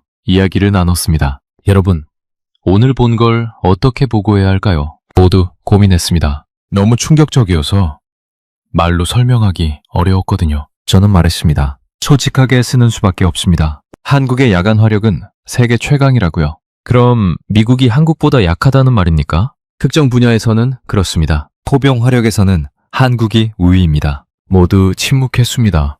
하지만 인정할 수밖에 없었어요. 사실이니까요. 아침이 되자 우리는 다시 회의를 했습니다. 한국 측과 협력 방안을 논의했어요. 미국 측이 제안했습니다. 한국의 야간 전투 기술을 우리와 공유해 주실 수 있습니까? 물론입니다. 우리는 기꺼이 공유하겠습니다. 그리고 K9 자주포를 미군이 구매하는 것도 검토하고 싶습니다. 환영합니다. 우리는 수출할 준비가 돼 있습니다. 회의는 성공적이었습니다. 양국 모두 협력을 강화하기로 합의했어요. 점심 후 저는 김대령과 개인적으로 대화를 나눴습니다. 대령님, 어젯밤 시연은 정말 인상적이었습니다. 감사합니다, 박사님. 하지만 대령님, 저는 궁금합니다. 한국은 왜 이렇게 강해야 했습니까? 김대령이 잠시 침묵하더니 대답했습니다. 우리는 선택의 여지가 없었습니다. 북한과 대치하고 있고 전쟁의 상처가 아직 생생하니까요. 그래서 70년간 준비한 거군요. 네, 우리는 절대 다시 당하지 않겠다고 다짐했습니다. 저는 그 말에 숙연해졌습니다. 한국의 강함 뒤에는 아픔이 있었던 거죠. 박사님, 한 가지만 부탁드리겠습니다. 말씀하세요. 미국이 우리를 믿어주세요. 우리는 전쟁을 원하지 않습니다. 하지만 필요하다면 싸울 준비는 돼 있습니다. 저는 고개를 끄덕였습니다. 믿습니다, 대령님. 그리고 존경합니다. 그날 밤 저는 보고서를 작성했습니다. 한국 야간 화력 시연 보고. 결론. 한국군의 야간 전투 능력은 세계 최고. 2592문의 자주포가 15분에 15,552발을 정확하게 목표에 투사. 이런 능력을 가진 군대는 세계에 없음. 창밖을 보니 서울의 불빛이 반짝였습니다. 저는 생각했습니다. 이 평화로운 도시가 그 평화를 지키기 위해 얼마나 많은 준비를 했는지를요. 미국으로 돌아온 지 한 달 후 저는 최종 종합보고서를 완성했습니다. 제목은 한국군 화력 능력 최종평가 세계 최강 포병의 진실이었어요. 국방부 장관 집무실에서 직접 브리핑을 했습니다. 장관, 합참의장, 국가안보보좌관이 참석했어요. 여러분, 제 결론은 명확합니다. 한국군은 육상 화력에서 세계 최강입니다. 장관이 물었습니다. 미국보다 강하다는 말입니까? 저는 신중하게 대답했습니다. 전체 군사력은 아닙니다. 하지만 포병과 탄약 관리 분야에서는 한국이 우리를 앞섭니다. 구체적으로 설명해 주시죠. 첫째, 비축량입니다. 한국은 최소 360만 발. 어쩌면 그 이상을 보유하고 있습니다. 미국은 전 세계에 흩어져 있어 한 곳에 집중할 수 없죠. 둘째, 화력 투사 속도입니다. K9은 분당 6발을 쏩니다. 우리 팔라딘은 4발이죠. 셋째, 관리 시스템입니다. 한국의 실시간 추적과 자동화 배송은 우리보다 10년 앞섰습니다. 합참 의장이 끼어들었습니다. 그럼 우리가 뒤처진 겁니까? 특정 분야에서는 그렇습니다. 하지만 이건 나쁜 소식이 아닙니다. 왜죠? 한국은 우리의 동맹국입니다. 한국이 강하면 우리 동맹도 강해지는 거죠. 장관이 고개를 끄덕였습니다. 일리 있습니다. 저는 계속했습니다. 제 제안은 3가지입니다. 첫째, 한국의 기술을 적극 도입하십시오. 특히 분산 저장 시스템과 자동화 기술은 우리가 배워야 합니다. 둘째, K9 자주포 구매를 검토하십시오. 먹는 거 좋고 가격도 우리 팔라딘보다 저렴합니다. 셋째, 한미 군수협력을 강화하십시오. 탄약 표준화를 추진하면 상호 운용성이 높아집니다. 브리핑이 끝나고 장관이 말했습니다. 좋습니다. 하이덴 박사의 제안을 검토하겠습니다. 일주일 후 국방부는 공식 발표를 했습니다. 미국은 한국과 군수협력을 대폭 강화한다. K9 자주포 100대 구매를 검토 중이며 한국의 탄약 관리 시스템을 도입할 계획이다. 언론이 들썩였습니다. 미국이 다른 나라 무기를 대량 구매한다는 게 이례적이었거든요. 어떤 기자가 저에게 인터뷰를 요청했습니다. 박사님, 미국이 한국 무기를 사는 게 이상하지 않습니까? 저는 단호하게 대답했습니다. 전혀 이상하지 않습니다. 좋은 무기는 어디서 만들든 사용해야죠. 한국의 K9은 세계 최고입니다. 그럼 미국 무기가 뒤처진다는 뜻입니까? 특정 분야에서는 그렇습니다. 하지만 우리는 배우고 개선할 겁니다. 인터뷰가 나간 후 반응이 뜨거웠습니다. 어떤 이들은 비판했지만 많은 전문가들은 지지했어요. 한 군사 전문가가 말했습니다. 미국이 겸손하게 배우는 모습이 오히려 강점이다. 한국으로부터 배워서 더 강해질 수 있다. 그로부터 3개월 후 첫 K9 자주포가 미국에 도착했습니다. 시범 운영을 위한 10배였어요. 저는 시연회에 참석했습니다. 텍사스 포트 후드 기지였죠. 미군 포병들이 K9을 운영하는 걸 봤습니다. 처음엔 서툴렀지만 곧 익숙해졌어요. 한 중령이 말했습니다. 박사님, 이거 정말 좋네요. 우리 팔라딘보다 훨씬 빠르고 정확해요. 저는 미소 지었습니다. 한국 기술이니까요. 시연이 끝나고 육군 참모총장이 발표했습니다. 우리는 K9 200대를 추가로 구매하겠습니다. 저는 뿌듯했습니다. 제 보고서가 실제 정책을 바꿨으니까요. 그날 밤 저는 김 대령에게 이메일을 보냈습니다. 대령님, 미군이 K9을 정식으로 도입합니다. 200대를 구매하기로 했어요. 한국의 기술이 인정받았습니다. 다음날 답장이 왔습니다. 박사님, 좋은 소식 감사합니다. 우리는 미군과 협력하게 되어 영광입니다. 언제든 다시 방문하세요. 저는 창밖을 바라봤습니다. 워싱턴 DC의 야경이 펼쳐져 있었어요. 저는 생각했습니다. 세상은 변하고 있다고요. 미국이 세계 최강이지만 다른 나라들도 특정 분야에서 앞설 수 있다고요. 그리고 겸손하게 배우는 게 진짜 강함이라고요. 얼마 후 저는 다시 한국을 방문했습니다. 이번엔 개인적인 방문이었어요. 김대령과의 약속 때문이었죠. 인천공항에 도착하자 김대령이 웃으며 맞이했습니다. 박사님, 오랜만입니다. 대령님, 반갑습니다. 우리는 포옹했습니다. 이제 우리는 동료이자 친구였어요. 오늘은 어디로 가시겠습니까? 대령님이 추천해주세요. 김대령이 웃었습니다. 그럼 특별한 곳으로 가죠. 우리는 전쟁기념관으로 향했습니다. 서울 용산에 있는 박물관이었어요. 전시실을 둘러보면서 저는 한국전쟁의 역사를 배웠습니다. 사진들, 유물들, 증언들. 박사님, 여기 보세요. 김대령이 한 사진을 가리켰습니다. 폐허가 된 서울의 모습이었어요. 1950년대 사진이었죠. 이게 70년 전 우리 모습입니다. 아무것도 없었죠. 저는 숙연해졌습니다. 그런데 지금은 세계 10위 경제 대국이 됐군요. 네, 우리는 폐허에서 일어섰습니다. 그 과정이 쉽지 않았어요. 다른 전시실로 이동했습니다. 현대 한국군의 무기들이 전시돼 있었어요. K9 자주포 모형이 있었습니다. 저는 반가웠어요. 이 자주포가 이제 미군도 사용합니다. 네, 알고 있습니다. 우리도 자랑스럽죠. 점심은 전쟁기념관 근처 식당에서 먹었습니다. 한정식이었어요. 박사님, 1년 동안 어떠셨습니까? 바빴습니다. 한국 보고서 때문에 유명해졌거든요. 좋은 의미에서요? 네, 제 보고서가 미국의 정책을 바꿨습니다. 이제 우리는 한국을 완전히 다르게 봅니다. 김대령이 만족스러운 표정을 지었습니다. 다행입니다. 대령님은 어떠십니까? 저도 승진했습니다. 이제 준장입니다. 축하합니다. 우리는 잔을 부딪혔습니다. 오후에는 청와대 근처를 산책했습니다. 평화로운 풍경이었어요. 박사님, 이 평화가 쉽게 온 게 아닙니다. 알고 있습니다. 70년간 준비하고 경계하고 훈련했죠. 그래서 지금의 평화가 있는 겁니다. 저는 고개를 끄덕였습니다. 평화는 공짜가 아니었습니다. 박사님은 이제 한국을 어떻게 보십니까? 저는 잠시 생각하다가 대답했습니다. 존경합니다. 폐허에서 일어나 세계 최강 포병을 만든 나라. 겸손하지만 강한 나라. 평화를 원하지만 전쟁을 준비하는 나라.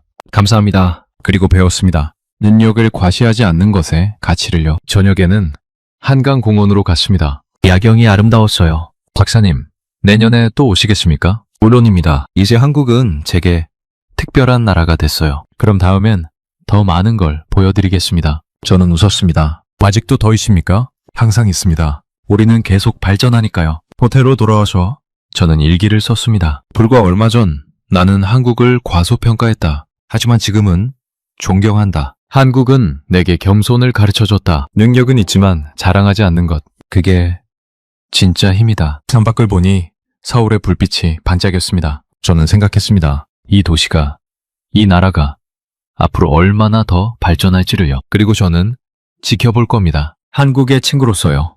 저는 곧 은퇴를 앞두고 있었습니다. 국방부에서 30년을 일한 거죠. 은퇴 기념 세미나에서 저는 마지막 발표를 했습니다. 제목은 제가 한국에서 배운 것들이었어요. 여러분, 저는 28년간 군수 분석을 했습니다. 하지만 가장 많이 배운 건 한국 방문 2주였습니다. 청중이 웃었습니다. 한국은 제게 겸손을 가르쳐줬습니다. 능력은 있지만 과시하지 않는 것. 그게 진짜 힘이라는 걸요. 또한 준비의 중요성을 배웠습니다. 한국은 70년간 조용히 준비했어요. 그래서 지금 세계 최강 포병이 된 겁니다. 그리고 전략적 사고를 배웠습니다. 한국은 작은 국토를 장점으로 바꿨어요. 산을 탄약고로, 밀집된 인구를 효율성으로요.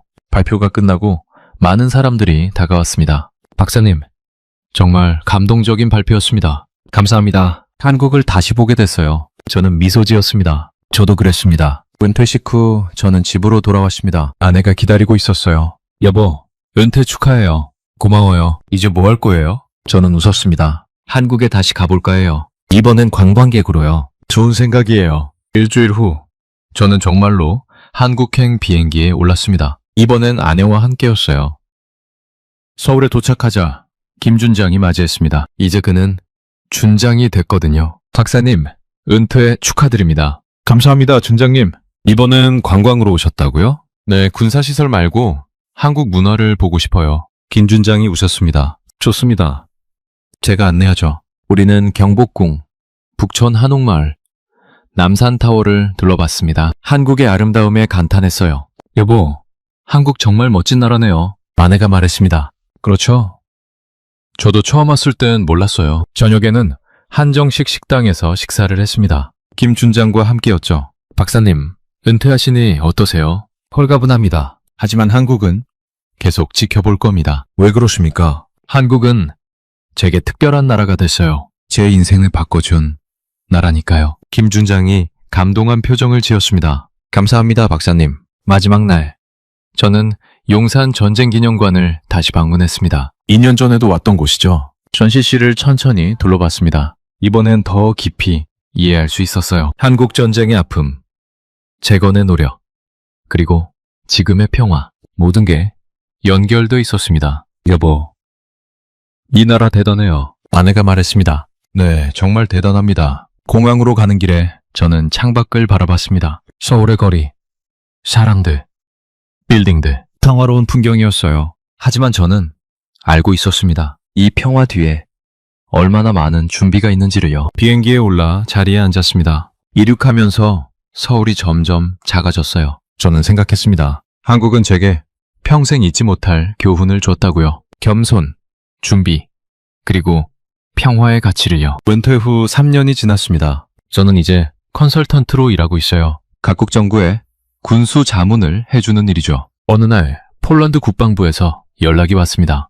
하이덴 박사님, 저희가 한국에서 K9을 구매하려고 합니다. 조언을 해주실 수 있으십니까? 물론입니다. 저는 폴란드를 방문했습니다. 국방부 장관을 만났어요. 박사님, 한국 무기가 정말 좋습니까? 저는 단호하게 대답했습니다. 최고입니다. 제가 직접 확인했어요. 그럼 추천하시는 겁니까? 강력히 추천합니다. K9은 세계 최고 자주포입니다. 폴란드는 결국 K9 600대를 구매하기로 했습니다. 사상 최대 규모 계약이었죠. 저는 뿌듯했습니다. 제 조언이 한국에 도움이 되시니까요. 그해 가을, 저는 워싱턴에서 강연을 했습니다. 독방대학교였어요.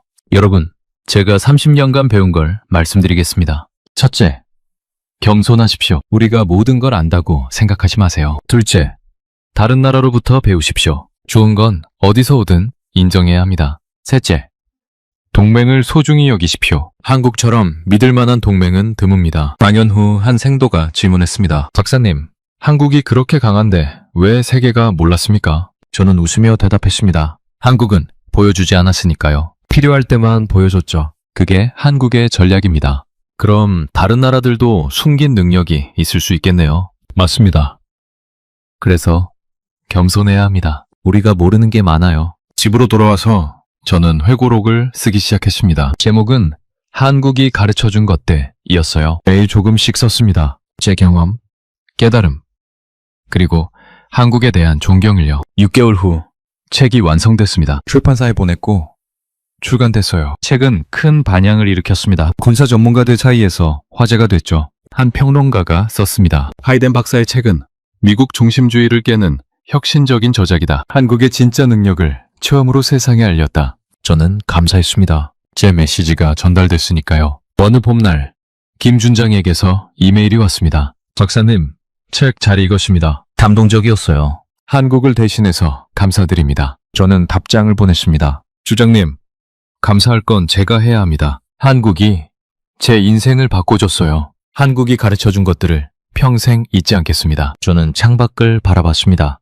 봄꽃이 피어나고 있었어요. 저는 생각했습니다. 세상은 넓고 배울 것은 많다고요. 한국은 제게 그걸 가르쳐줬습니다. 그리고 저는 그 교훈을 다른 사람들에게 전하고 있습니다. 이제 저는 알고 있습니다. 진짜 강함은 과시가 아니라 준비라는 것을, 진짜 지혜는 자랑이 아니라 겸손이라는 것을. 한국은 그 모든 걸 갖춘 나라였습니다. 그래서 저는 한국을 존경합니다. 지금까지 윌리엄 하이덴 씨의 사연 어떠셨나요? 여러분, 우리는 가끔 우리 자신의 가치를 잊고 살 때가 있습니다. 하지만 오늘 이야기를 들으시면서 느끼셨을 겁니다. 대한민국이 얼마나 대단한 나라인지를요. 폐허에서 일어나 70년 만에 세계 최강의 포병력을 만든 나라. 자랑하지 않지만 묵묵히 준비해온 나라. 바로 우리가 살고 있는 이 땅입니다. 하이덴 박사는 28년 경력의 전문가였지만 겸손하게 인정했습니다. 자신이 틀렸다고요.